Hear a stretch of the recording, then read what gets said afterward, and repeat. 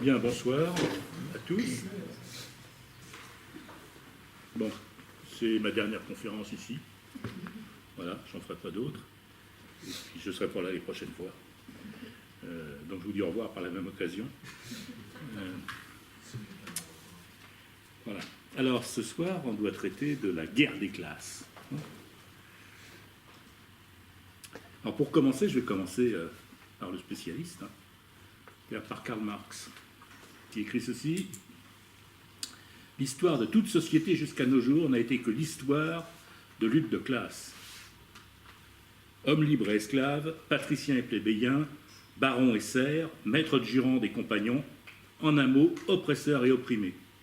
En opposition constante, on menait une guerre ininterrompue, tantôt ouverte, tantôt dissimulée. Une guerre qui finissait toujours, soit par une transformation révolutionnaire de la société tout entière, soit par la destruction des deux classes en lutte. C'est tiré du manifeste du Parti communiste, écrit à la fin 1847 et publié en 1848. Alors cette idée de lutte de classe, comme facteur explicatif de l'histoire, n'est pas l'invention de Marx. Marx dit d'ailleurs qu'il l'a emprunté aux historiens français, qui le précédaient immédiatement, et notamment à Augustin Thierry, à qui il attribue la paternité de la découverte de l'importance de la lutte de classe dans l'histoire. Alors ce que je voudrais faire ce soir, c'est prendre au sérieux cette idée, tout simplement. Mais ce ne sera plus une idée à la mode. Premièrement, montrant que la lutte de classe est bien une guerre dans laquelle les vainqueurs obligent les vaincus à payer un tribut. Deuxièmement, que c'est une guerre que les dominants n'hésitent jamais à utiliser, n'hésitent jamais à engager quand leurs privilèges sont menacés. Et troisièmement, que la forme moderne de cette guerre asymétrique, car celle que nous connaissons aujourd'hui, n'est pas moins violente et moins cruelle que par le passé. Voilà. Alors, tout d'abord, on va essayer de voir qu'est-ce que ça veut dire que la société est divisée en classes et montrer comment cette division en classes va avec la lutte de classe. Si je reprends les exemples de Marx, esclaves, hommes libres, etc., ces exemples sont assez clairs. Depuis qu'existe la division de la société en classes antagoniques, les classes dominantes ont asservi les classes dominées, les ont soumises à leurs caprices et ont utilisé tous les moyens possibles, imaginables et même inimaginables, pour maintenir leur domination. C'est ce que je vais essayer de montrer.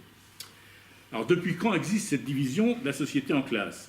Évidemment, d'un point de vue historique, c'est à peu près impossible à dater. Pour que la division en classes antagonistes soit possible, il faut que le développement humain ait atteint un certain point. Il faut que la productivité du travail ait atteint un niveau suffisant pour qu'une partie de la société puisse suffire pour maintenir, entretenir la société tout entière. C'est-à-dire qu'il faut qu'il y ait un surtravail qui puisse être dégagé par le travail humain. Et même plus, il faut que ce surtravail soit tel que même ceux qui ne font rien ont beaucoup plus que ceux qui travaillent. Donc ça suppose la division du travail, ça suppose la productivité du travail, ça suppose le progrès technique, voilà, qui se fait pour nous qui sommes des homo sapiens dans les 30, 40 000 dernières années, à peu près, peut-être avant. Bon, sachant que la technique, elle remonte dans le genre homo à au moins 1 200 000, 1 300 000 ans, et peut-être plus. Alors, comment c'est advenu tout ça? Hegel résume cette histoire. Alors, il la résume par une fable philosophique, qu'il faut prendre pour une fable philosophique, évidemment, ce qu'on a appelé la dialectique du maître et de l'esclave. Enfin, c'est la terminologie consacrée, c'est une sorte de Pontosane de la classe de terminale. Et ça n'apparaît d'ailleurs pas sous ce nom dans les livres de Hegel. L'idée est assez simple. Le point de départ de l'histoire, c'est la guerre. la confrontation dont l'enjeu, selon Hegel, est la reconnaissance. Et cette confrontation initiale, nous dit Hegel, c'est une lutte à mort. Une lutte à mort. Chacun doit montrer sa propre valeur, et pour montrer sa propre valeur, il faut montrer qu'on est capable de mettre sa vie en jeu. Celui qui n'a jamais mis sa vie en jeu, non seulement n'a pas montré sa propre valeur, mais ne connaît même pas sa propre valeur. Ça, c'est un problème compliqué. Hein. Donc c'est une lutte à mort. Problème, si dans cette lutte à mort, le vaincu meurt, ben, pas de chance, le vainqueur n'obtient pas cette reconnaissance qu'il cherche dans la lutte. Pourquoi? Parce que c'est difficile d'être reconnu par un mort. Ben, donc à la fois, il faut être le vainqueur, et en même temps, il faut que le vaincu puisse dire « oui, tu m'as vaincu ». Alors, ce qui arrive, nous dit Hegel,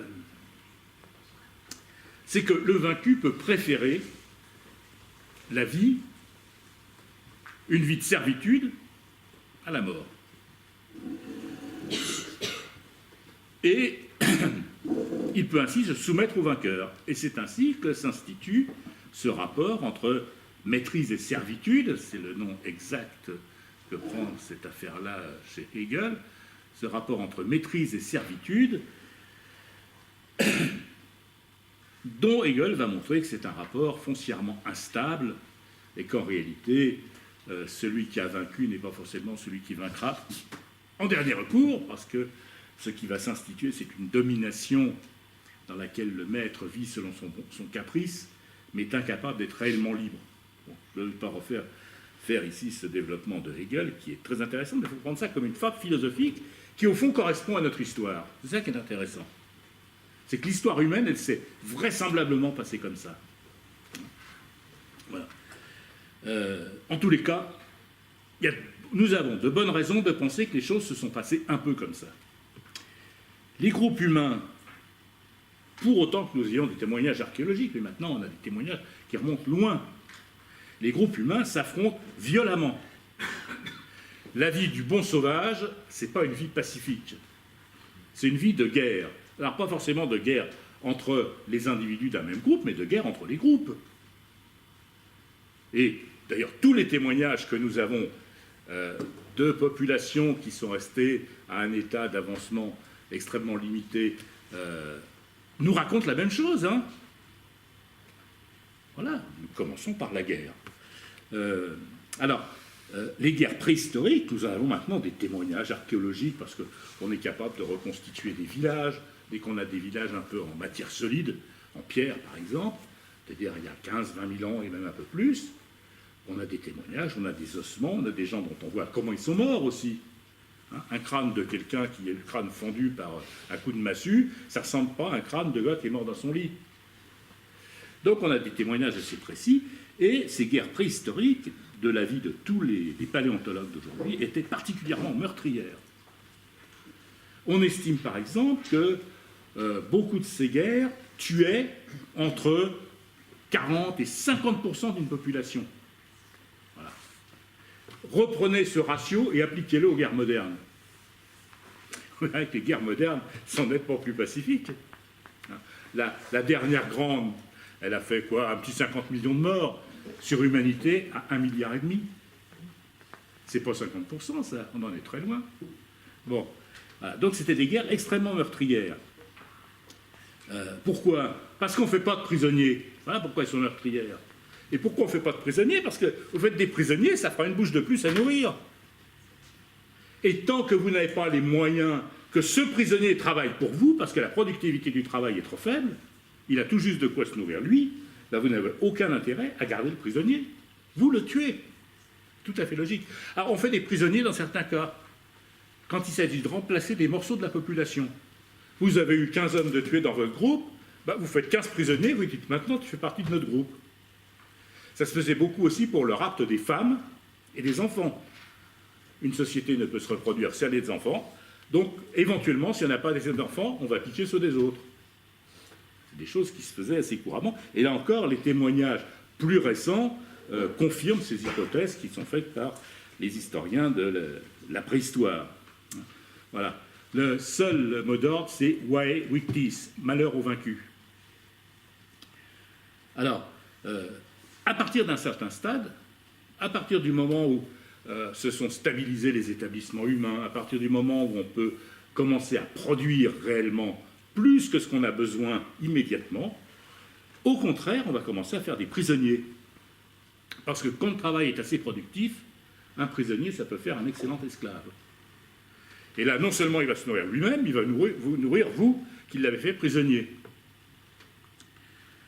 Et il est bien possible que les premières grandes structures sociales durables, ce qu'on appelle les premiers empires, bon, je ne sais pas s'il nous convient toujours bien d'attendre à projeter dans le passé nos propres façons de voir, hein, sont fondés sur la réduction en esclavage d'autres populations. Il y a un mot sur lequel il faut réfléchir. En latin, c'est le mot hostis. Qu'est-ce que c'est qu'un hostis? Ben pour les latins, c'est deux choses à la fois. Un hostis, c'est un hôte, donc c'est quelqu'un qu'on accueille, et puis c'est un ennemi, hostilité. Hein, voilà. Qu'est-ce que c'était que ces hôtes? Ben, c'est les gens qu'on a fait prisonniers, mais dont on savait qu'ils étaient des ennemis. Et c'est pourquoi toutes les sociétés anciennes, c'est particulièrement net dans la Grèce archaïque, séparent absolument radicalement les citoyens, par exemple athéniens, enfin de l'Attique, disons, et puis ces gens qui viennent travailler, pas de leur plein gré, pour eux. Voilà. Bon, ces cités guerrières, pensons à ce qu'étaient Rome et Athènes. Alors, évidemment, on les présente, c'est la racine de notre civilisation, donc on a toujours un regard ému sur Rome et sur Athènes. Et puis, nous louons grandement leurs œuvres, mais ce sont ces sociétés qui se sont construites par la rapine. Rome, c'est quoi? C'est un petit village qui grossit parce qu'il fait la guerre à tout le monde. On voit l'enlèvement des Sabines, par exemple. Ils n'ont pas assez de femmes, bon, bah, vont piquer toutes les femmes d'à côté. Bon, ce qui fait qu'ensuite, ils nouent une alliance et puis ils vont commencer à grossir. Mais c'est que ça. Et Rome fonctionne sur la conquête. Et Rome ne peut pas rester stable. Rome continue à conquérir tout le temps, jusqu'à conquérir le monde. Voilà. Athènes, c'était pareil. Simplement, ça s'est arrêté plus tôt. Mais Athènes était une cité impériale. Les Athéniens avaient réduit en servitude toute une série d'autres cités grecques qui leur payaient un tribut tous les ans. Ils étaient pour la liberté chez eux, mais pas pour la liberté des autres. C'est la liberté de la race des seigneurs, ça. Non. Alors, on n'a pas vu de choses comme ça, par exemple, chez les Amérindiens d'Amérique du Nord. On n'a pas vu de construction de grands empires comme ça. Et l'esclavage y est resté toujours relativement limité. C'est pas vrai de l'Amérique du Sud, d'ailleurs. Bon. Alors, quelles sont les conditions pour que cette théorie que j'ai esquissée rapidement fonctionne? Premièrement, il faut une division du travail suffisamment développée pour que ça marche. Donc il faut qu'il y ait des paysans d'un côté, des artisans de l'autre, des commerçants. Il faut qu'on puisse commencer à produire de façon plus efficace. Sinon, vos esclaves ne servent à rien. Et ce que l'esclavage va venir faire, c'est donner un coup d'accélérateur à cette division du travail.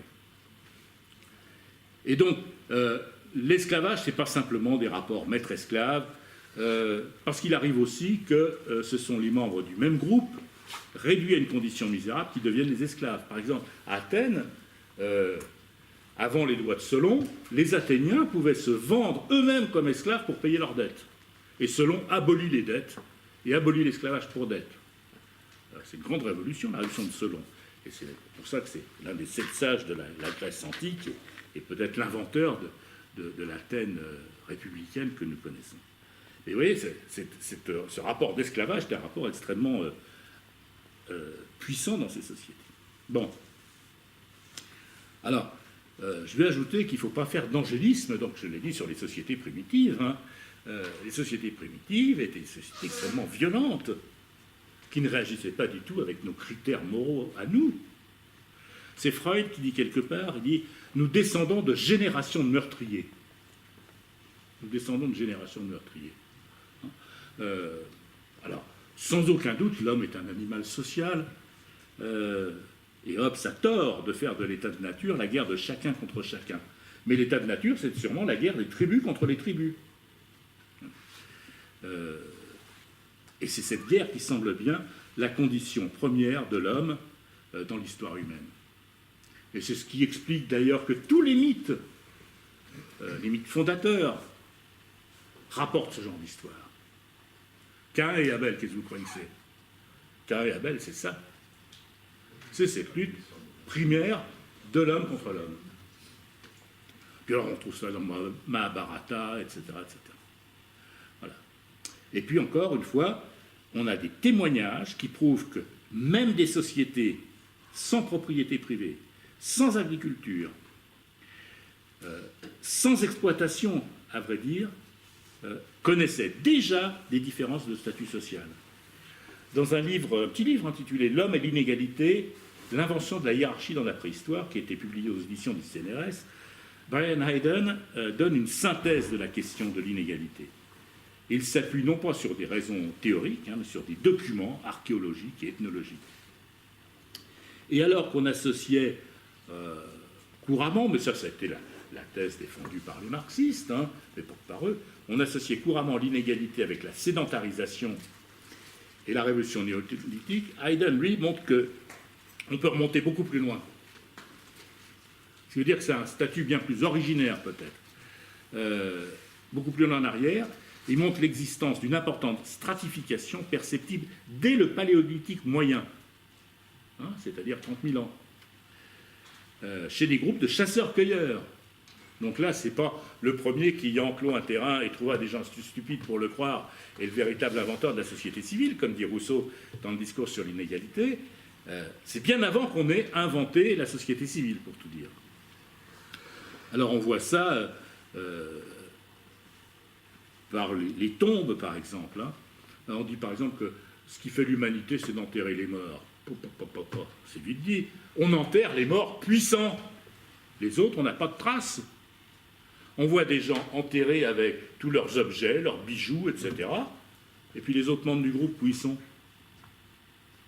Le fait d'enterrer tous les morts, ça c'est très récent, c'est pas l'histoire de l'humanité.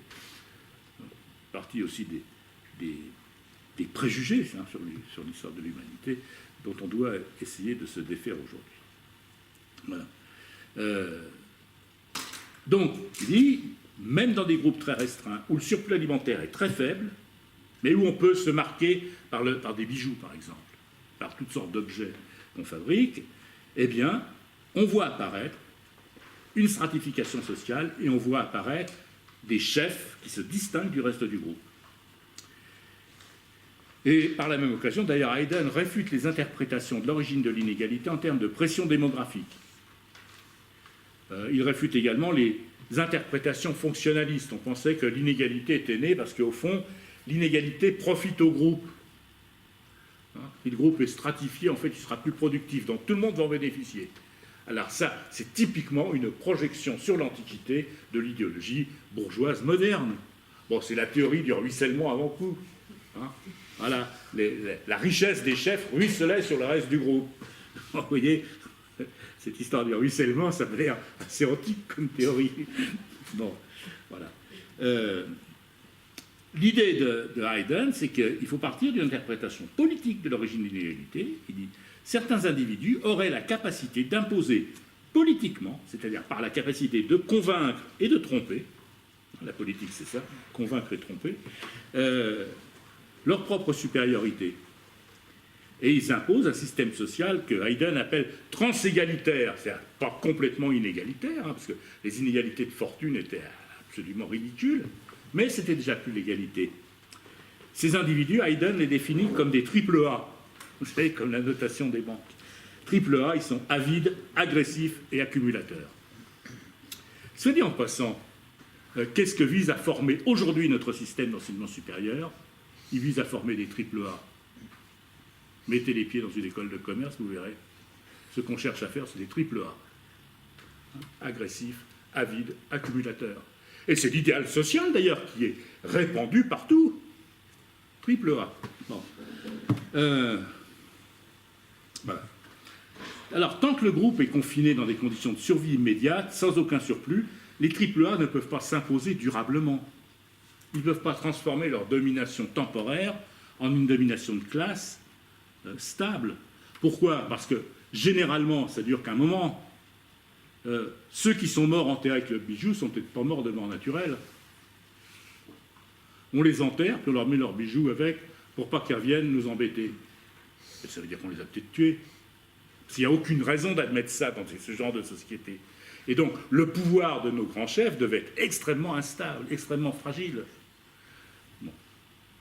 Voilà. Alors, dès que la nourriture, au contraire, est devenue abondante, eh bien, ces AAA peuvent faire valoir leur point de vue, leurs intérêts, et enclencher un mécanisme d'accumulation dans lequel nous sommes encore. Et Hayden fait cette hypothèse que je vous livre, parce que je la trouve excellente. Il dit qu'en fait, 90% des problèmes graves de l'humanité auraient ainsi été causés par 10% des individus.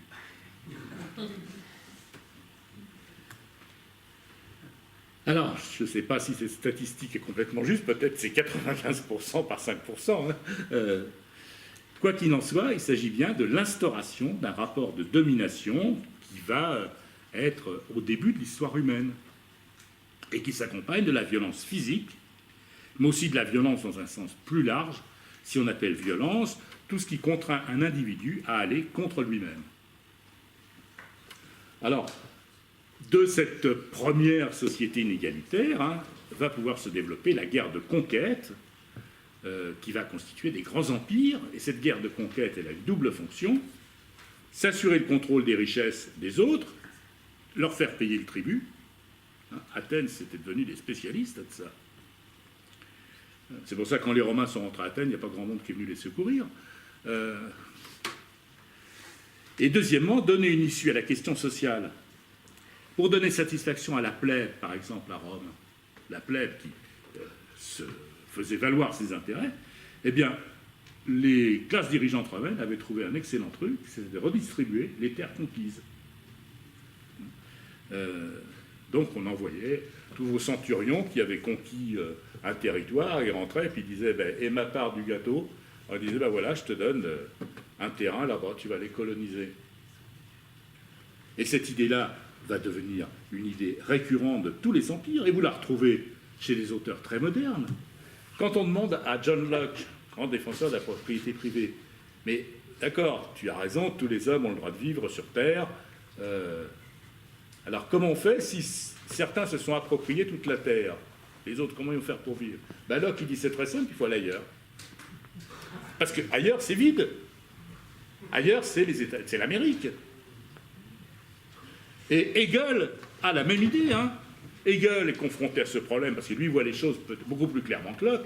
Il voit très clairement que le développement du capitalisme engendre la misère et il ne voit pas d'autre solution que l'extension de la colonisation. Voilà. Donc la colonisation, elle est aussi un sous-produit de la société libérale moderne. Il y a un autre aspect qu'on peut signaler. Toutes les grandes invasions barbares, je mets des guillemets à cette expression consacrée, ben en fait, c'est quand même vraiment barbare. Quand vous regardez comment les gens qui étaient envahis par les barbares en question les dépeignent, c'est absolument terrorisant. Toutes ces grandes invasions barbares sont le fait de peuples pauvres, mais combatifs, qui font des razzias sur les riches royaumes pacifiques à côté desquels ils vivent. Par exemple, les Mongols attaquent l'Empire chinois. Et les écrivains chinois décrivent ces Mongols comme d'horribles barbares qui n'ont aucune culture, aucune bonne manière, et qui ne savent faire qu'une chose, c'est piller. Les barbares germaniques face à l'Empire romain, c'est une affaire que nous connaissons bien. Les barbares arabes face à l'Empire romain d'Orient. Et ce qui est très curieux, c'est que quel que soit le pays et presque quelle que soit la date, on a les mêmes descriptions. Les mêmes descriptions et la même terreur de ces populations assagies, policées par les lois, face à ces gens qui déboulent et qui vont les envahir. Voilà. Alors, ces invasions, elles supposent tout de même la pérennité d'une classe exploitée et d'une classe qui ne puisse pas se révolter.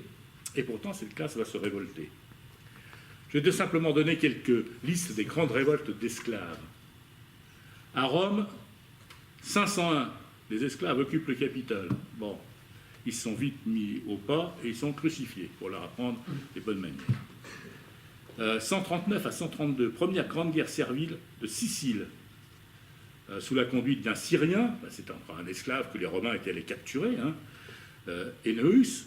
Les insurgés battent successivement 4 préteurs romains et forment un État en Sicile sur le modèle des monarchies hellénistiques. Bon, puis finalement, ils vont être écrasés par l'armée romaine. Les Romains sont têtus, quoi. C'est quelque chose dans leur... C'est des guerriers, hein. Ils peuvent être défaits, mais quand Hannibal les a battus au lac Trasimène, il y a des dizaines de milliers de soldats romains qui sont morts dans la journée, hein, pas à la mitrailleuse, avec des épées et des haches autour du lac Trasimène. Bon, et Hannibal est descendu jusqu'à Capou, ce qui lui a été fatal, et les Romains se sont relevés. Ça, quand on regarde cette histoire militaire des Romains, il y a quelque chose d'un peu fascinant. En tous les cas, avec leurs esclaves, c'est pareil, ils ont été impitoyables. 104 à 100, deuxième guerre civile dirigée par Salvius Piaténion, qui organise à leur tour un royaume avant d'être battu. Voilà. 73 avant Jésus-Christ, évasion d'esclaves gaulois et thraces. Ouais. À partir d'une école de gladiateurs de Capoue. Alors, les gladiateurs, c'était l'aristocratie des esclaves, si j'ose dire. Ils étaient payés, eux, ils pouvaient vivre bien, parce qu'on les entretenait, hein, c'était comme les joueurs de foot aujourd'hui, quoi, c'est un peu pareil. C'est des nouveaux gladiateurs. Bon, mais ils se révoltent. Ils se réfugient d'abord au pied du Vésuve, et puis, conduits par le Spartacus, que connaissent bien tous ceux qui connaissent le film de Stanley Kubrick, avec Kirk Douglas, un film culte, évidemment, bon, pour les vieux comme moi. Bon, et puis ils vont battre les Romains, hein. Et la majeure partie des esclaves de l'Italie du Sud vont se soulever avec eux. Et puis l'année d'après, Spartacus emmène une partie de ses insurgés dans le nord de l'Italie parce qu'ils espèrent retourner dans leur pays d'origine. Ces esclaves, ils n'ont aucune envie de renverser le régime, c'est ça qui est intéressant. Au fond, ils n'ont pas de solution de rechange. Leur seule solution, c'est de retourner d'où ils viennent, là où on les a capturés. Donc il va... Et puis,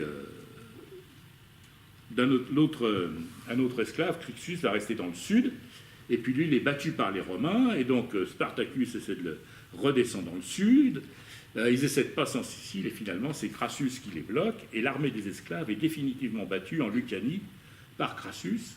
Spartacus meurt au combat, les 6000 survivants sont crucifiés, hein, le long des 200 km de la route qui conduit de Rome à Capoue.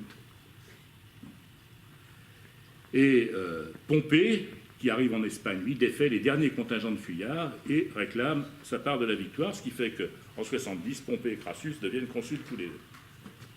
Alors on trouve d'autres révoltes d'esclaves dans l'histoire romaine, j'ai parlé un peu de celle de Spartacus, parce que vous ne pouvez pas l'éviter. Alors, la lutte de classe à Rome, ça ne se résume pas aux révoltes d'esclaves, hein. Derrière toutes les guerres intestines à Rome, on trouve des affrontements entre l'aristocratie, et non pas les esclaves, mais la plèbe. Et si vous regardez comment les batailles politiques qui aboutissent d'ailleurs régulièrement à l'instauration de régimes tyranniques avant d'en revenir au régime républicain, eh bien, toutes, elles reposent sur cet affrontement entre la plèbe et l'aristocratie, avec une question qui revient de façon lancinante, qui est la question agraire. Voilà. Les invasions barbares qui vont suivre qui vont précipiter la chute de l'Empire romain, puis prendre la suite, elles vont être un nouvel asservissement, cette fois des Romains et des Gallo-Romains, par des castes guerrières franques, c'est-à-dire germaniques, qui sont devenus, et qui ne sont pas simplement des barbares qui arrivent tout droit de leur forêt, qui sont installés déjà depuis un bon moment, à l'intérieur même dans l'Empire romain, pour une bonne partie d'entre eux. C'est les Romains, il y a une frontière tellement grande à garder qu'ils étaient obligés de faire appel à toutes sortes de locaux pour les engager dans l'armée. Quand vous avez un empereur qui s'appelle Germanicus, c'est tout simplement parce que c'est un Germain. Dans tous les cas, eh bien, on va voir là un renversement de l'ordre social romain qui s'est décomposé. Hein. Ça mériterait de long développement, pourquoi le système esclavagiste s'est décomposé. Et puis, cette nouvelle caste guerrière va asservir les populations locales et va instaurer le féodalisme. Alors, deuxième partie de notre histoire, hein, sous le féodalisme, la lutte de classe continue. Alors, on a un aspect de cette lutte de classe qui oppose les bourgeois et les seigneurs, hein, et ce mouvement va aboutir aux libertés communales. À partir de l'an 1000, à partir du XIe siècle, hein, vous avez dans toute l'Europe de l'Ouest, je précise, tout un mouvement des artisans, commerçants, des petites gens, pour obtenir leur indépendance par rapport au féodalisme. Alors dans certains cas, ils vont racheter leur servitude. Les seigneurs ont besoin d'argent, donc on paye. Vous nous donnez le papier par lequel on est asservi pour vous donner tant d'argent. Et dans d'autres cas, ils vont se révolter et puis ils vont obtenir leur liberté. Voilà. Et puis il y a un deuxième aspect sur lequel je vais m'attarder un petit peu, ce sont les guerres des gueux contre les nobles. En France, ça sera les jacqueries. Alors pourquoi on appelle jacquerie? C'est le terme a été donné d'abord à ce qu'on appelait la grande jacquerie de 1358. Et puis par extension, on va appeler jacquerie toutes les révoltes paysannes de l'Occident médiéval dans l'Ancien Régime. Alors c'est une liste très longue hein, qui couvre une très grande partie des territoires, et notamment les 2/3, les 3/4 du territoire actuel de la France ont été à un moment ou à un autre sous contrôle de ces jacques. On a une étude célèbre là-dessus, c'est celle de Boris Porchnev, historien de l'époque soviétique, qui a écrit un excellent livre, qui s'intitule « Les soulèvements populaires en France, 1623-1648 ». Vous apercevez que toute cette partie de l'histoire de France, qui correspond en gros au règne de Louis XIII, et puis à la Fronde, etc., toute cette partie-là, que dans les cours d'histoire, on vous présente surtout comme des batailles diplomatiques, éventuellement des querelles de succession, etc. En fait, les 2/3 du territoire français étaient en jacquerie. Les 2/3. Alors, c'est intéressant, le livre de Porchnev, je vais dire un petit mot là-dessus, parce que c'est très révélateur. Porchnev, donc, est un soviétique, il essaie d'écrire une histoire marxiste. Pour lui, c'est la lutte de classe qui explique ces jacqueries, donc il donne des analyses de ça. Et il fait ça à partir d'un fonds d'archives extrêmement important, qui se trouve, non pas en France, mais au musée de l'Ermitage à Pétersbourg, qui était arrivé là parce que le chancelier Séguier avait laissé ses archives à quelqu'un qui finalement les a revendus, on ne sait pas trop comment, à un noble russe qui les a ramenés à Pétersbourg. Bref.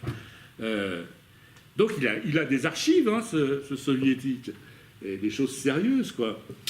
Et ce qui est très marrant, c'est de voir les comptes rendus qui ont été faits en France. On n'a pas aimé du tout son livre.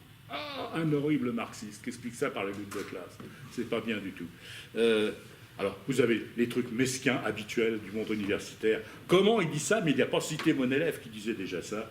On peut retrouver tout ça parce que Internet ne laisse plus impunis les crimes contre l'esprit commis par le passé. Bon, il y en a même un qui écrit, dit, c'est quand même incroyable, c'est la première fois que quelqu'un écrit sur les séditions en étant partisan des séditieux. Alors, cette grande jacquerie, c'est un soulèvement paysan qui intervient dans les campagnes d'Île-de-France, de Picardie, de Champagne, d'Artois, de Normandie, lors de la guerre de 100 ans, hein, dans un contexte de crise politique, militaire et sociale. Les nobles qui dominent, ils ont pris la pâtée parce que les Anglais les ont battus. Voilà. Ça arrive souvent, ces choses-là. Quand votre classe dominante s'est fait battre, elle a moins de prestige et d'autorité pour continuer de dominer. Donc les paysans, et puis les paysans se sont révoltés parce que du même coup, comme ils avaient été battus, les nobles en profitaient pour les pressurer un peu plus. Bon, alors cette révolte, elle tire son nom de Jacques Bonhomme, hein, c'est la figure anonyme du vilain, hein, voilà, du paysan, du pecno, du pécor, du plouc, appelez-la comme vous voulez. Comme moi j'en suis, ça tombe bien. Et ça viendrait certainement de la veste courte que portaient ces paysans qu'on appelait des Jacques. Bon. Son chef est un nommé Guillaume Carle, qu'on a surnommé donc Jacques Bonhomme. Voilà. Alors cette révolte va être prolongée dans toute une série d'autres révoltes populaires qui vont être chroniquées, donc on a beaucoup d'annales hein, sur ces révoltes. Alors les causes sont multiples. Impopularité de la noblesse, simultanéité d'un certain nombre de mouvements insurrectionnels, et puis un certain nombre d'autres membres des classes dominantes essaient d'en jouer. Par exemple, Étienne Marcel, le prévôt des marchands de Paris, qui a mal fini, avait au départ soutenu le mouvement. parce que ça l'intéressait contre ses adversaires. Puis après, quand il a vu que ça commençait à chauffer trop, il a changé de camp. Tout ça ne lui a pas réussi. Donc voilà. Alors, selon le chroniqueur Froissart, il dit ceci, ce simple passage, il déclarèrent, c'est Jacques, que tous les nobles du royaume de France, chevaliers et écuyers, haïssaient et trahissaient le royaume, et que cela serait grand bien que tous les détruisent. Leurs se recueillirent et s'en allèrent sans autre conseil et sans nulle armure, seulement armés de bâtons ferrés et de couteaux, en premier à la maison d'un chevalier qui, près de là, demeurait. S'y brisèrent la maison et tuèrent le chevalier, la dame et les enfants, petits et grands, et brûlèrent leur maison. Puis un petit peu plus loin, ils tuèrent un chevalier et boutèrent en un hâtier, le tournèrent au feu et le rôtirent devant la dame et ses enfants. Et ils ne faisaient pas dans la dentelle non plus. Hein. Eh oui, ça fait peur, hein, les mouvements populaires, ça fait peur. Voilà. Ça n'a pas changé. Hein. Alors, l'issue de la révolte, ça va être la formation d'une contre-jacquerie marquée par une violence extraordinaire que les contemporains ont encore plus, qui a encore plus effrayé les contemporains que la révolte elle-même. Hein. Après avoir exterminé bon nombre de révoltés, le comte de Foix et Jean de Grailly assiégèrent la ville de Meaux, dont quelques quartiers ont été incendiés, et Charles de Mauvais participa à la répression. Et le 6 juin, lors d'un grand carnage à Mélo, c'est le village d'origine de Jacques Bonhomme, hein, il a mis fin à la révolte avec beaucoup d'atrocités. Hein. Les chefs révoltés avaient reçu des assurances qu'il y aurait une trêve, mais du coup, donc, ils se rendent benoîtement. Il ne faut jamais croire les dominants quand ils vous donnent des assurances. Ça, c'est comme dans les films de voyous, quand la mafia vous a capturé, ne croyez pas ce qu'ils vous proposent. Eh bien, quand il s'est rendu, eh bien, en guise de clémence, on l'a torturé et décapité. Bon, alors par la suite, le roi a calmé les choses, il a promulgué des décrets de clémence royale, qui font partie aussi des lettres de rémission, donc, qui font partie des documents dont nous disposons. Je vais vous donner une autre grande révolte de paysans. Alors, on en a retrouvé un de ces révoltes paysannes jusqu'au moment de la Restauration, avec l'affaire de Jacou le Croquant. Hein, voilà. On a vu ça à la télévision, Jacou le Croquant, jadis. Hein. Bon.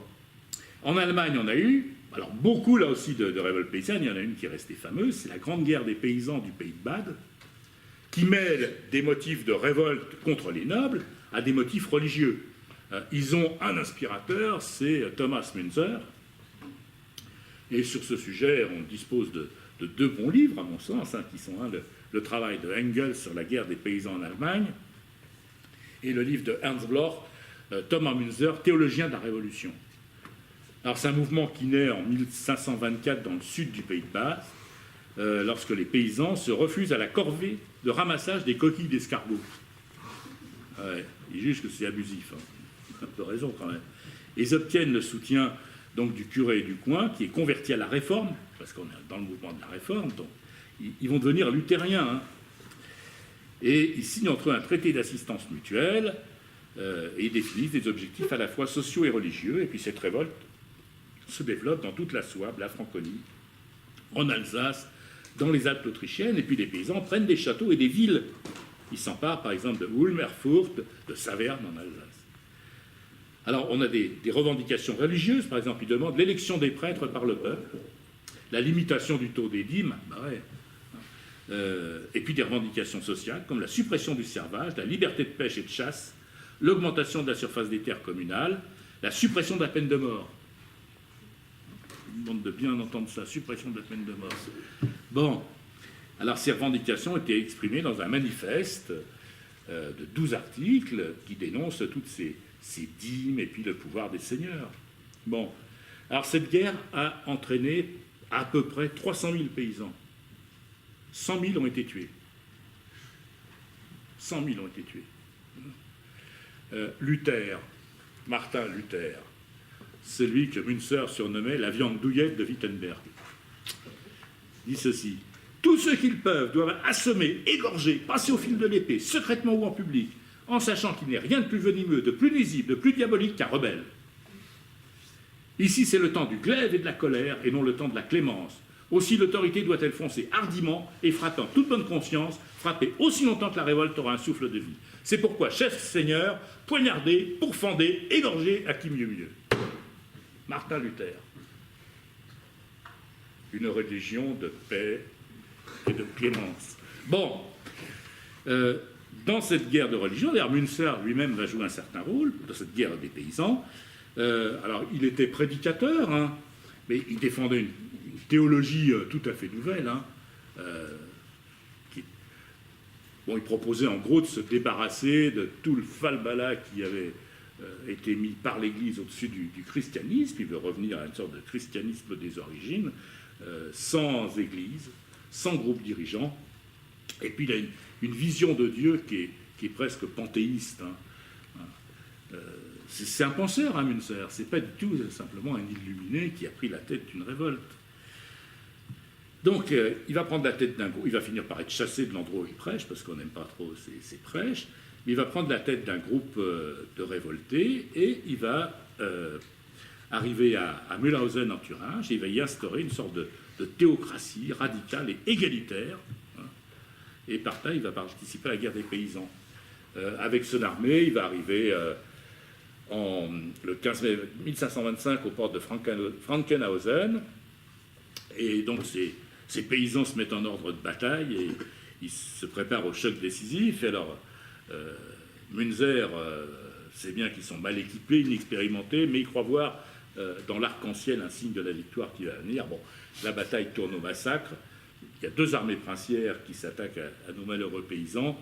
Ils ont des canons, ils sont commandés par les ducs de Brunswick et Saxe et par Philippe de Hesse, dit le magnanime. Et en tout, ces deux armées perdent 6 mercenaires pour massacrer 5000 paysans. Bon, je suppose que les 6 mercenaires ont dû faire les JT de l'époque et que les 5000 paysans sont passés aux oubliettes de l'histoire. Bon, j'ai rappelé ça parce que, voilà, on demande la guerre des paysans allemands, vous connaissez? Personne ne connaît. Parce qu'évidemment, les guerres des gueux, ça ne rentre pas dans l'histoire. L'histoire officielle ne leur donne pas de place. Ils n'existent pas, ces gens-là. Les 100 000 qui ont été tués par les princes allemands, excités par Martin Luther, personne n'en parle. Notre histoire, c'est l'histoire des grands. L'histoire diplomatique, etc. etc. Voilà. Bon. Alors, troisième aspect, hein, l'affrontement entre ouvriers et bourgeois. J'ai repris l'ordre de Marx, hein, et lui, il remonte aussi très loin dans notre histoire. Voilà, les premières grèves, celles qu'on a datées, la première grève ouvrière remonterait à l'an 1000 à peu près. Bon. Il y a un grand mouvement ouvrier d'insurrection qui se tient à Florence. C'est la révolte des Ciompi. Les Ciompi, ça se tient au milieu du XIVe siècle. Les Ciompi sont les ouvriers de la laine. Ce ne sont pas des artisans. Donc eux, ils n'ont aucune corporation pour les défendre. Ils n'appartiennent pas aux arts mineurs, par exemple. Ils n'ont rien pour les défendre. Mais ils sont 40 000 à Florence, parce que Florence est une cité industrielle. Voilà. Ceux qui pensent que la révolution industrielle est née en Angleterre peuvent refaire leur cours. Non, elle est en Italie du Nord, la révolution industrielle. Bon, ce que Marx et Braudel avaient dit déjà. Bon. Et alors, c'est Ciompi, donc non seulement ils vont se soulever. Alors, l'histoire du soulèvement est compliquée, hein, mais ça commence par des batailles entre les riches. Et comme dit Marx, quand en haut on se met à jouer du violon, en bas on se met à danser. Donc progressivement, les diverses couches sociales se sont mises en mouvement, puis à la fin, là, ces ouvriers de la laine qui ont élu un comité des 7 saints pour les représenter. L'influence religieuse est importante, mais ils ont un comité, c'est quoi? C'est le soviet des ouvriers de Florence, ça. Et ils se réfugient dans une église. Et c'est là qu'ils vont... Alors Machiavel, lui, qui est extraordinaire, réinvente à partir de cette histoire, il imagine les discours qui s'y sont tenus. Et ce passage des histoires florentines de Machiavel est absolument extraordinaire, d'ailleurs. Les anarchistes italiens diffusaient Machiavel comme brochure de formation pour leurs militants. Bon, alors, il y a beaucoup d'autres révoltes, hein, ouvrières. Jaurès en étudie un certain nombre dans son histoire socialiste de la Révolution française. Alors, ce qui est intéressant avec cette nouvelle forme de la lutte de classe, c'est sa contradiction. Parce qu'apparemment, quand vous avez pris des esclaves, vous êtes assuré d'eux par la violence. Il est enchaîné, l'esclave. S'il se sauve, il est pourchassé. Et puis, quand on le rattrape, on le torture avec un instrument qu'on appelle le tripalium, qui donne en français le mot travail. Hein, Voilà, l'esclave est comme ça. Le serf, il n'a pas le choix. Il est en servitude. Et il a 3 jours à faire chez le Seigneur, il faut qu'il les fasse. Tout est clair, et c'est la violence qui assure l'extorsion du surtravail. Au contraire, dans le système capitaliste, nous n'avons plus affaire qu'à des échangistes libres. Hein? Voilà ce que dit Marx. Il dit « la sphère de la circulation des marchandises, où s'accomplissent la vente et l'achat de la force de travail, est en réalité un véritable Éden des droits naturels de l'homme et du citoyen. Ce qui y règne seul, c'est liberté, égalité, propriété, Bensam. » Alors ça, c'est pour Bensam, que Marx appelle parangon de la bêtise petite bourgeoise, à juste titre d'ailleurs. Alors, liberté, car ni l'acheteur ni le vendeur d'une marchandise n'agissent par contrainte. Au contraire, ils ne sont déterminés que par leur libre arbitre. Ils passent contrat ensemble, en qualité de personnes libres et possédant les mêmes droits. Le contrat est le libre produit dans lequel leur volonté se donne une expression juridique commune. Égalité, car ils n'entrent en rapport l'un avec l'autre qu'à titre de possesseurs de marchandises. Ils échangent équivalent contre équivalent. Propriété, car chacun ne dispose que de ce qui lui appartient. Bensam, car pour chacun d'eux, il ne s'agit que de lui-même. La seule force qui les met en présence est celle de leur égoïsme, de leur profit particulier, de leurs intérêts privés. Chacun ne pense qu'à lui, personne ne s'inquiète de l'autre, et c'est précisément pour cela qu'en vertu d'une harmonie préétablie des choses, ou sous les auspices d'une providence tout ingénieuse, travaillant chacun pour soi, chacun chez soi, ils travaillent du même coup à l'utilité générale et à l'intérêt commun. Bon, excellent résumé. C'est pas le conseiller économique du président actuel de la République qui l'a fait. Non, c'est Marx qui critique les économistes de ce livre. Alors, donc c'est un contrat. Et donc là, il n'y a pas de violence. Il n'y a pas de violence quand vous achetez votre pain. Argent contre pain. Voilà. C'est un contrat. Je vends ma force de travail, tu me l'achètes, on négocie le prix, voilà, c'est un contrat. Tout le monde est libre là-dedans. Et en réalité, c'est un contrat de soumission. Et c'est ce contrat de soumission qui permet l'extorsion de la survaleur. En réalité, le salariat, c'est nullement un contrat où on vend son travail, c'est un contrat dans lequel on se vend soi-même. Et on vend sa puissance de travail. C'est une sorte d'esclavage à durée déterminée. Et qui coûte bien moins cher que l'ancien esclave. Parce que l'esclave, il fallait l'acheter, donc c'est un investissement sur le marché aux esclaves. Ensuite, même s'il ne travaille pas, l'esclave, ben vous l'avez payé. Et alors, et supposez qu'il meurt tout de suite. Bon, il n'y a pas de garantie décennale. Voilà, votre esclave, il vous a coûté beaucoup d'argent. Alors que l'esclave ouvrier, c'est pratique. Vous l'achetez, il ne peut plus travailler ce soir, très bien, j'en prends un autre demain. Puisqu'il n'y a plus qu'un lien contractuel en apparence. Voilà. Alors que dans l'esclavagisme et le féodalisme, l'extorsion du surtravail, elle est ouverte, elle est sans phare, ici elle apparaît masquée. Et le principe de la domination, la violence qui était masquée, qui était claire dans les anciens modes de production, ici elle est complètement déguisée. Bon. Et pourtant, la réalité, c'est que l'entreprise capitaliste est par essence une tyrannie. Une tyrannie. Pourquoi? Ben, tout simplement parce que le capital décide. Il veut vous jeter, il vous jette. Il n'y a pas de problème. Vous ne faites plus l'affaire, on vous licencie. Votre entreprise ne rapporte plus assez, dehors. Et vous êtes obligé de suivre. De toute façon, c'est comme ça, c'est un contrat de soumission. C'est juridiquement défini comme ça, d'ailleurs. Alors, quelle est la seule différence avec l'esclavage? C'est tout simplement qu'au fil des temps, pour un tas de raisons historiques sur lesquelles je ne vais pas revenir, eh bien, les travailleurs ont imposé des lois sociales pour les protéger, un code du travail pour les protéger. La seule arme dont disposent les travailleurs, c'est leur code du travail. Ils n'en ont pas d'autre. C'est bien pourquoi, depuis 20 ans, mais surtout au cours des quelques dernières années, il y a eu un objectif des classes dominantes, en finir avec le code du travail. Parce que le code du travail, c'est la seule richesse de ceux qui n'ont rien. La seule liberté de ceux qui n'ont pas de liberté. Alors, ce rapport est un rapport intrinsèquement violent. Voilà. Il faut dire les choses comme elles sont. Je sais bien que c'est aujourd'hui, il faut sanctifier l'entreprise, il faut adorer l'entreprise, il faut développer l'esprit d'entreprise, il faut qu'on soit tous des entrepreneurs de nous-mêmes, etc. Non, l'entreprise est un lieu de violence. Alors, violence réelle, violence symbolique, c'est un lieu dans lequel vous êtes contrôlé. Alors, évidemment, ceux qui n'ont jamais travaillé avec un contremaître qui a son chronomètre et qui est dans votre dos en train de regarder ce que vous faites, ceux-là, ils ne comprennent rien à tout ça. Mais quand vous l'avez fait, là, vous commencez à comprendre.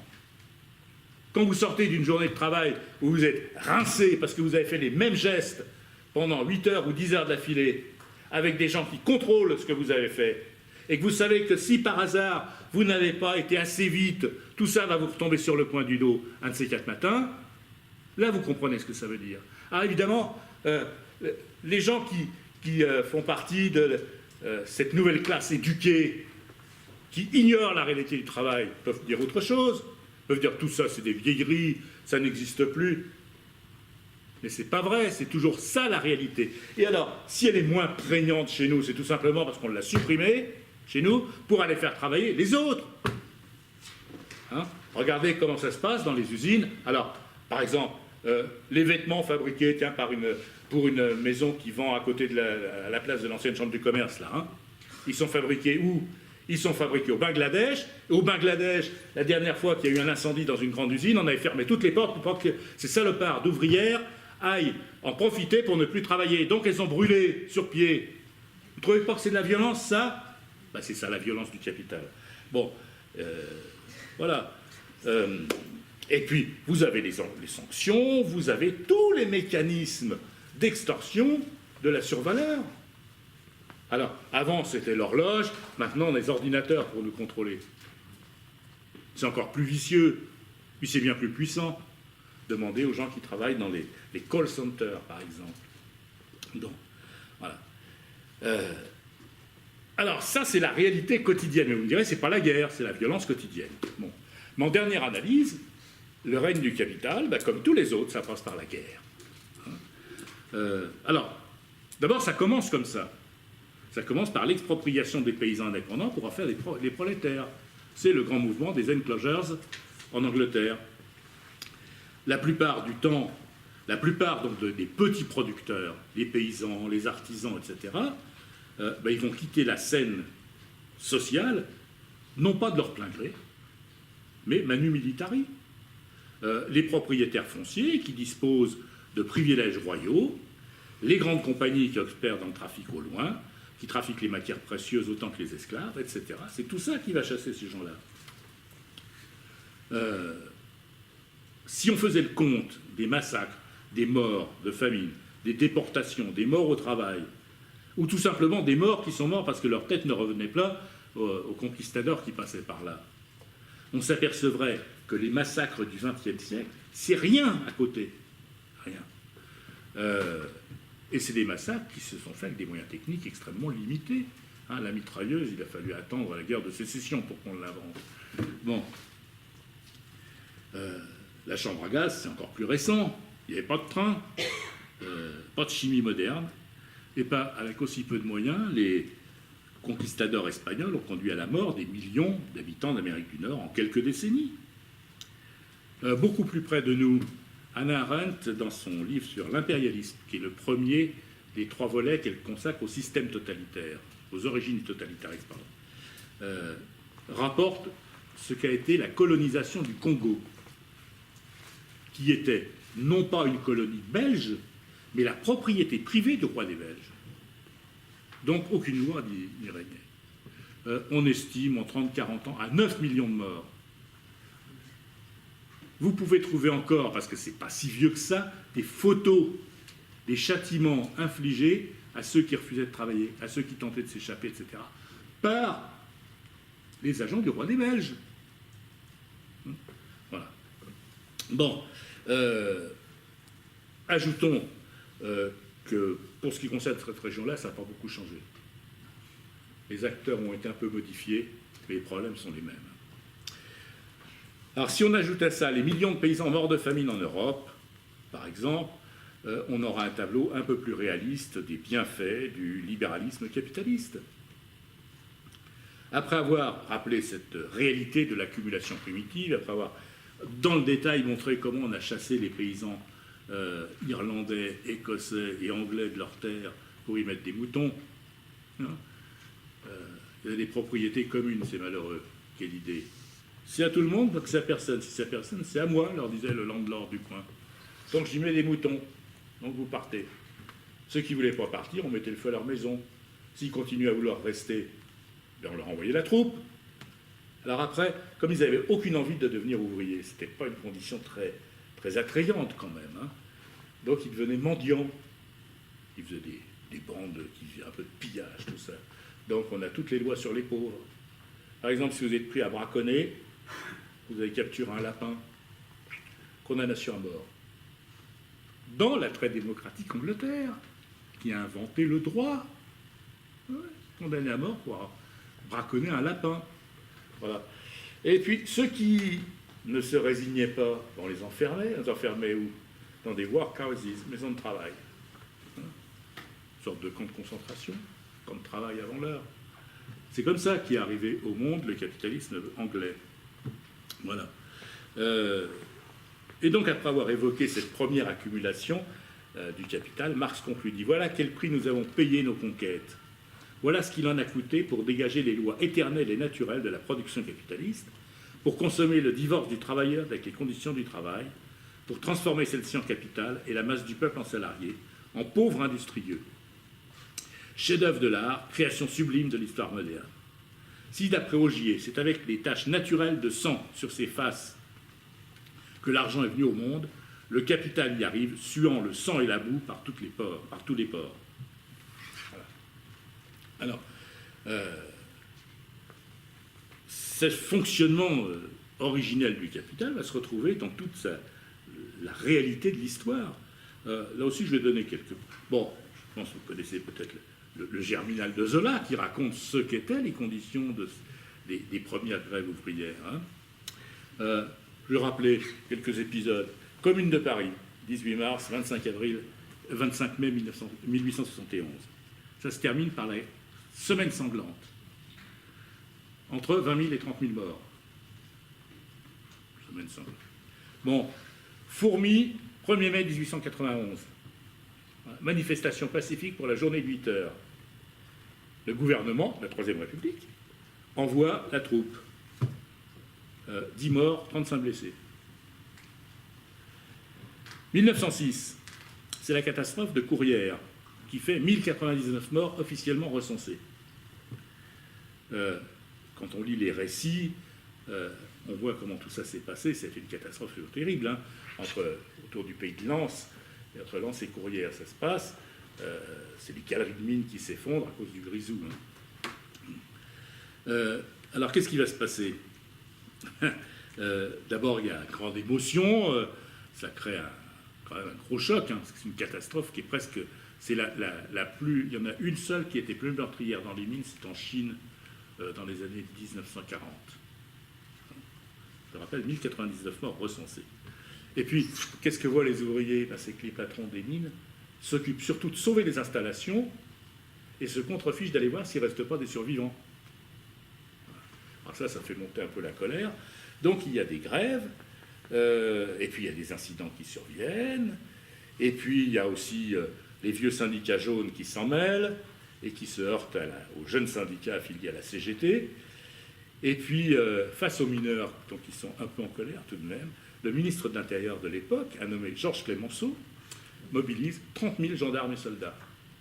Et il envoie 13 trains de renforce militaire. Et puis de nombreuses arrestations, etc. C'est la guerre, hein?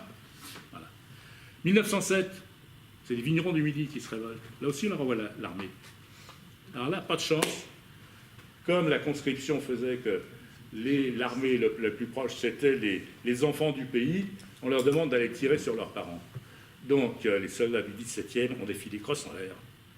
Hein, les braves piou-piou que chacun admire et aime. Bon, eux, ils vont finir déportés. Clemenceau qui a organisé toute une série de provocations, qui a fait venir un des leaders pour négocier, et puis ensuite a fait courir le bruit que ce leader s'était vendu à Clemenceau, etc. Hein, si on regarde cette affaire, ça laisse du personnage un portrait qui n'est pas très flatteur. Bon. C'est pas fini. Draveil, Villeneuve-Saint-Georges, le 2 mai 1908. Toujours place, Clémenceau n'est plus ministre de l'Intérieur, il est Premier ministre. Le président du Conseil, on disait. Grève, plusieurs grévistes sont tués pendant les manifestations qui se déroulent jusqu'au 30 juillet. Et puis, ça a suscité pas mal de critiques. Il est quand même un peu en danger sur le plan politique, Clémenceau.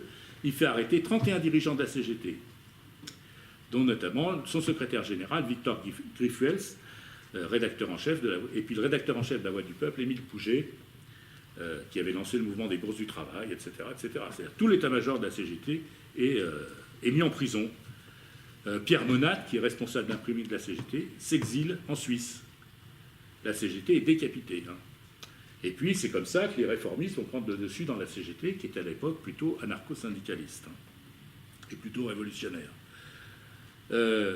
Cette grève s'achève sans que les ouvriers obtiennent la reconnaissance de leur syndicat. Et puis ça va faire un changement d'orientation de la CGT. Et alors, on va apprendre un petit peu plus tard que, en réalité, une partie des incidents qui ont justifié l'intervention des forces de police avait été montée par un agent provocateur à la solde de Clémenceau. Ce qui fait que Clémenceau, avant qu'on l'appelle le tigre, avait été surnommé l'empereur des mouchards. Et alors, c'est pas à lui que Jaurès s'adressait quand il disait à Albert Demain, vous aimez les ouvriers, monsieur Demain, vous les aimez bien saignants. Discours de 1894, mais ça aurait pu être à l'adresse de Clémenceau. Voilà. Je pourrais parler d'autres grèves, la grève des mineurs de 1948, la grève générale de mai-juin 68. On a failli avoir la guerre civile, les vieux s'en souviennent. À un moment donné, De Gaulle va en Allemagne voir Massu. Et on n'entendait parler que de bruit de bottes. Bon. Il se trouve que pour un tas de raisons, tout le monde n'était pas d'accord. De Gaulle serait parti, hein. Son entourage l'a calmé. Bon. Il faut aussi, par exemple, rendre hommage au préfet Grimaud, préfet de police de Paris. Il y en a des bons. Hein. Et ça, visiblement, ça s'est perdu. Grimaud, qui a empêché que ces manifestations, qui étaient tout de même autre chose que les gilets jaunes, hein. Enfin, je veux dire, quand les gilets jaunes, c'est le pire qu'on a vu, c'est qu'ils ont pas vu 68. Hein. La rue Soufflot était entièrement dépavée. Voilà. Et puis ça cognait bien, quoi. Voilà. Ça a duré un petit moment, cette affaire. Bon. Mais Grimaud a empêché que ça finisse mal. Grimaud a dit surtout pas de mort. Et donc la police l'a joué relativement calme. Il y a eu beaucoup moins de blessés, par exemple, que dans les mouvements récents. Alors qu'apparemment, le mouvement était plus violent, hein, et beaucoup plus large. Bon. Alors, je vais laisser de côté les guerres coloniales, mais les guerres coloniales, à bien des aspects, ce sont aussi des guerres sociales. Alors, cette liste interminable, on pourrait rajouter d'autres pays, hein, je vais parler que de la France, l'histoire américaine, par exemple, l'histoire des martyrs de Haymarket, à Chicago. Hein. Ça commence par un rassemblement le 1er mai 1886, pour la journée de 8 heures. C'est pour ça qu'on fête le 1er mai. Parce qu'en 1889, l'Internationale socialiste a appelé à faire du 1er mai la journée internationale des travailleurs pour la réduction du temps de travail. Alors aujourd'hui, on a oublié ça, on en profite pour faire des week-ends, tout ça, mais c'est ça l'origine du 1er mai, hein, qui est devenu d'ailleurs un jour férié sous Pétain, alors qu'avant c'était un jour de grève. Ça commence donc un rassemblement à l'usine McCormick, alors il y a toutes sortes de revendications. Il y a une grève générale qui englobe à peu près 340 000 travailleurs. Et puis donc il y a un meeting, les dirigeants qui sont surtout des anarchistes prennent la parole. Et puis les policiers font irruption, chargent les ouvriers, un mort, une dizaine de blessés. Bon, à ce moment-là, il y a un appel à un rassemblement. Il y a un rassemblement qui se tient un peu plus tard, le 4 mai, pour protester contre la répression. Ce rassemblement se déroule à peu près bien. Vers la fin de l'après-midi, début de la soirée, il semble que c'est resté dans des limites pacifiques. Et alors là, une partie de la foule est partie, 180 policiers déboulent et commencent à tirer dans le tas. Et alors, pour arranger les choses, il y a une bombe dont personne ne sait d'où elle vient, qui est lancée au milieu des forces de police, et ça fait un mort parmi les policiers. Beaucoup parmi les manifestants, hein, mais ceux-là, on ne les a pas comptés. Et le but, c'était de stigmatiser définitivement le mouvement ouvrier aux États-Unis. Alors après l'attentat, on va arrêter 7 anarchistes qui sont accusés de meurtre. Il y en a 4, on a la preuve qu'ils ne pouvaient pas être là. Mais ça ne fait rien. Ils vont être livrés au tribunal, ils vont tous être pendus. Le procureur avait déclaré au jury ceci. Ces 8 hommes ont été choisis parce qu'ils sont des meudeurs. Ils ne sont pas plus coupables que les milliers de personnes qui les suivent. Messieurs du jury, condamnez ces hommes, faites d'eux un exemple, faites-les pendre, et vous sauverez nos institutions et notre société. C'est vous qui déciderez si nous allons faire ce pas vers l'anarchie ou non. L'état de droit dans toute sa splendeur. Dans ce paradis de la démocratie que sont les États-Unis. Alors, c'est aussi une spécialité américaine, c'est la violence extraordinaire des luttes sociales. Il y a 3 corps d'hommes armés contre les grévistes, traditionnellement, aux États-Unis. Il y a la garde nationale. Deuxièmement, vous avez les agences privées. La célèbre Pinkerton, c'est elle qui est visiblement en cause dans le début de ce qui tourne mal à Haymarket. Pinkerton, c'est une agence de détectives privés, dont une des activités principales était le sabotage des grèves et les agressions des leaders syndicaux. Et puis un troisième facteur important, c'est la mafia. La mafia est régulièrement embauchée pour casser les grèves, pour casser le mouvement ouvrier. Par exemple, dans les années 48-50, c'est la mafia qui a nettoyé, si j'ose dire, de tout élément syndicaliste un peu radical, les dockers de New York. Le syndicat des dockers de New York était trotskiste à l'époque, et ça n'a pas duré parce que la mafia y allait avec ses méthodes que vous connaissez. Voilà. Allez, j'en parle encore 2, 3 autres. Chili, 11 septembre 73. Là, c'est l'aviation qui est envoyée contre le président légalement élu du Chili, Salvador Allende. Derrière, la démocratie chrétienne, les grands capitalistes et la CIA qui sont à la manœuvre. Quand Allende est tué, son gouvernement renversé, la junte militaire de Pinochet dissout le Congrès, les conseils municipaux, les syndicats, les partis politiques, la liberté de la presse est abolie, le couvre-feu est instauré, la littérature de gauche est interdite, des centaines de milliers de livres sont brûlés, les opposants sont arrêtés, torturés, déportés, exécutés. En 17 ans, le régime du général Pinochet est responsable de la mort et de la disparition. Je parle simplement des gens qu'on a pu recenser. 2279 personnes, 1 million d'exilés sur cette période. Les stades ont été transformés en camps de concentration. La police politique a fait disparaître des centaines de personnes, elles ne sont pas comptabilisées. Le criminel en chef, c'est Pinochet, qui est soutenu par tous les puissants de ce monde, qui était régulièrement reçu par Mme Thatcher, laquelle, en 1988, prend sa défense quand il est arrêté, Pinochet, à la suite de plaintes des familles des disparus. Bon, allez, une dernière sur la guerre. Indonésie 65. Gros micmac dans la classe dominante, Suharto contre Sukarno, coup d'État militaire, Sukarno extermine le Parti communiste, qui était puissant, entre 500 000 et 3 millions de morts. On ne sait pas bien, hein. Ouais. Entre 500 000 et 3 millions de morts. Voilà. Alors, conclusion de tout ça. Alors, d'une part, retenir que la violence est un facteur essentiel de l'histoire. Voilà.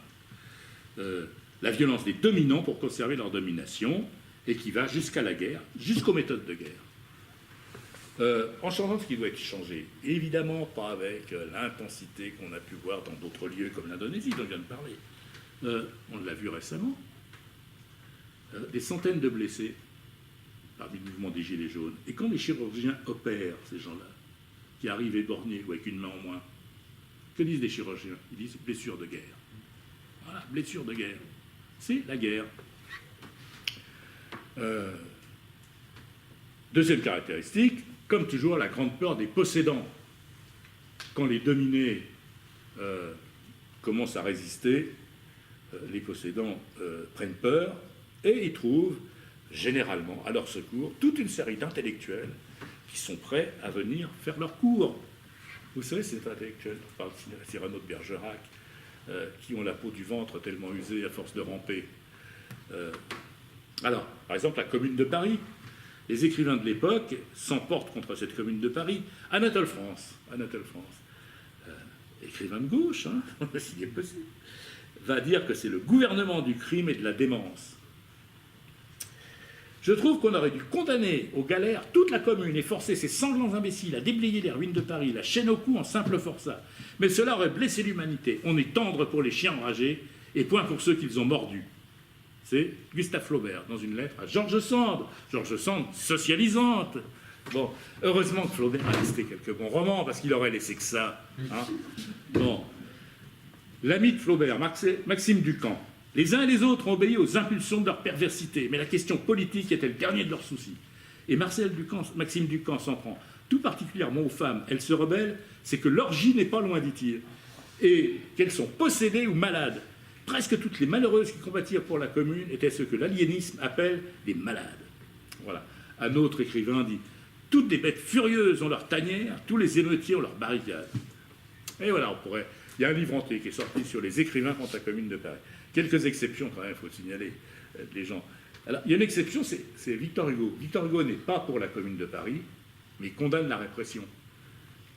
Lui, bon, il est quand même un peu sceptique sur la commune de Paris, il ne faut pas en faire un communard, mais il n'a pas accepté la répression, et d'ailleurs, dès qu'il sera député, milité pour l'amnistie des communards. Bon, et puis, des pro-communards, j'en citais trois, Verlaine, Rimbaud et Jules Vannès. Bon, eh bien, on a eu les mêmes récemment, les intellectuels qui courent ventre à terre devant leur maître, dont la peau du ventre est usée. Hein. Monsieur Luc Ferry, qui préconisait qu'on tire. Ben ouais. Monsieur Brice Couturier, courtisan qui écrit un livre sur le président philosophe. Quand on annonce que c'est l'armée qui va rétablir l'ordre dans Paris, ce qui d'ailleurs n'a pas été fait par ailleurs, parce que là, ça aurait été un pas que, après les déclarations guerrières, le gouvernement a un peu fait demi-tour. Brice Couturier tweet « La peur change de camp ». Et là, vous avez la réaction typique de ce type qui a eu la pétoche, hein, comme beaucoup de ces petits bourgeois. Ils ont eu peur, parce que qu'est-ce qu'ils ont vu devant eux? Ils ont vu le spectre des Jacques de 1358, le spectre de la commune de Paris, de la canaille. Hein, et comme dit une bonne chanson de communard, c'est la canaille, eh bien j'en suis. Il y a une chose aussi qu'il faut remarquer, c'est que quand on regarde cette violence historique, il y a toujours deux poids, deux mesures. Les morts n'ont pas tous la même valeur.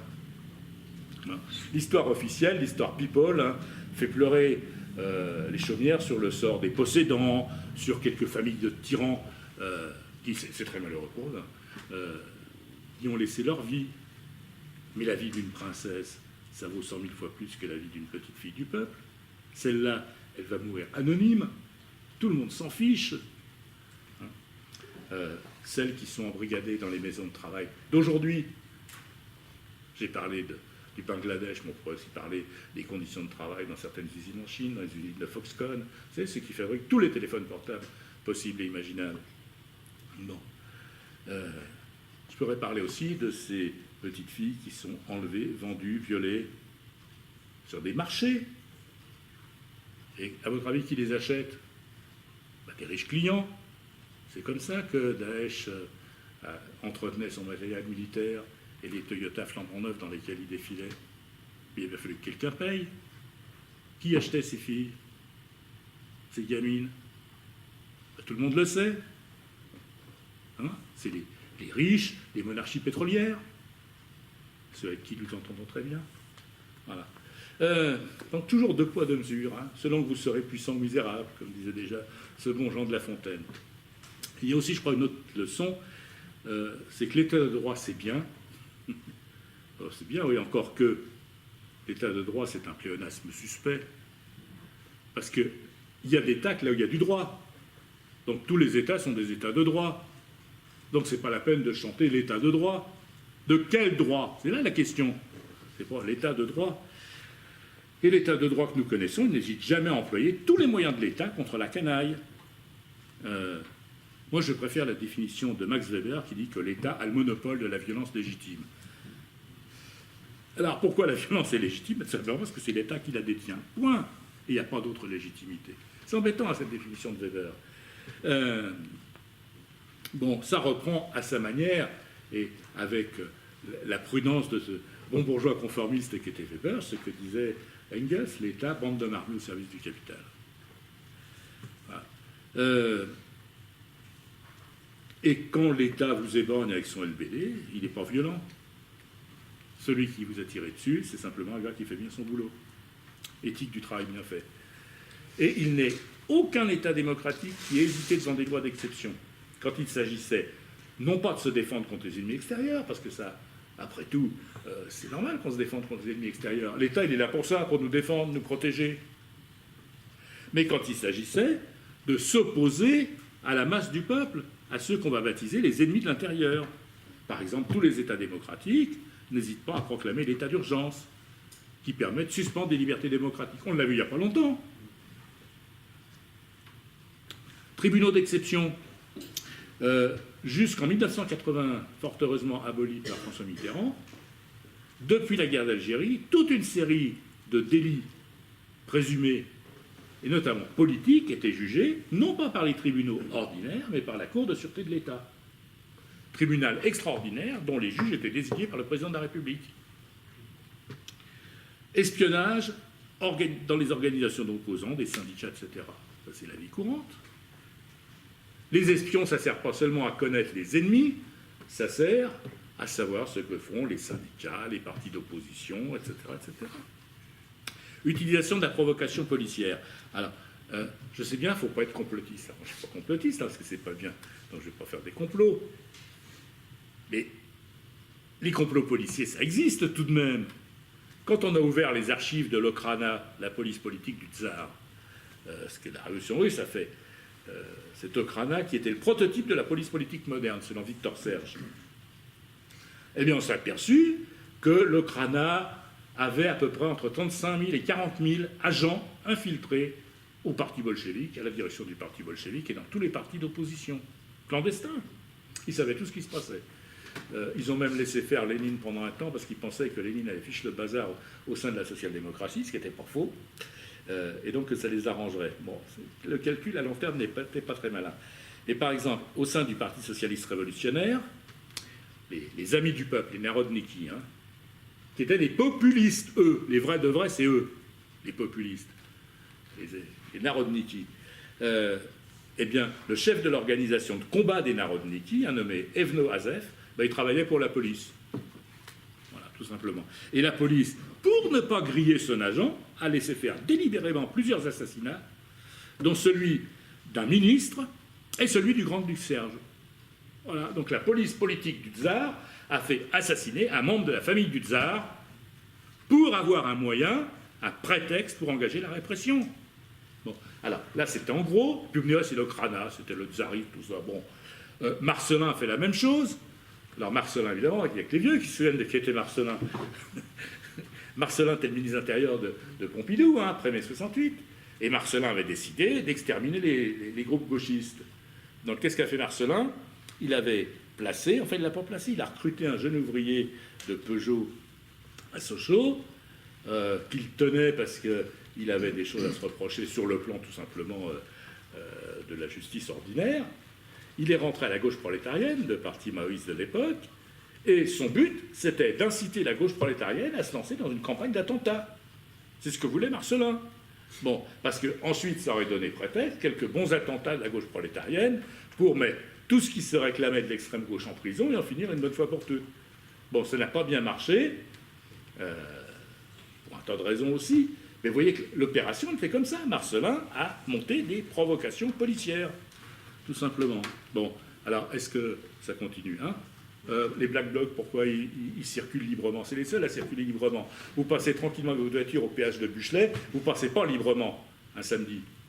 Mais vous êtes Black Bloc avec tout noir, votre capuche noire, dans votre sac à dos, des marteaux et toutes sortes d'outils qui visiblement ne sont pas faits pour aller casser la croûte tranquillement sur le champ de Mars, vous passez. Je ne sais pas comment ça se fait, moi. Alors, on va me dire, ouais, encore du complotisme. Mais non, non, non, la violence de l'État. Alors,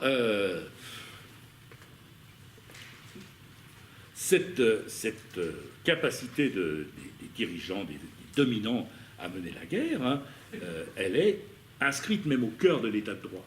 Il faut se souvenir quand même que Hitler n'a jamais eu à abolir la Constitution de Weimar.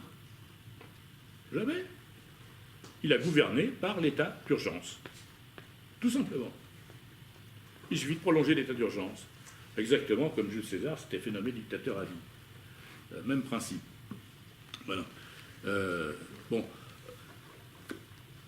Avec une assemblée à sa botte, n'importe quel président de la Ve République peut transformer notre pays en dictature, si la nécessité se fait sentir pour eux.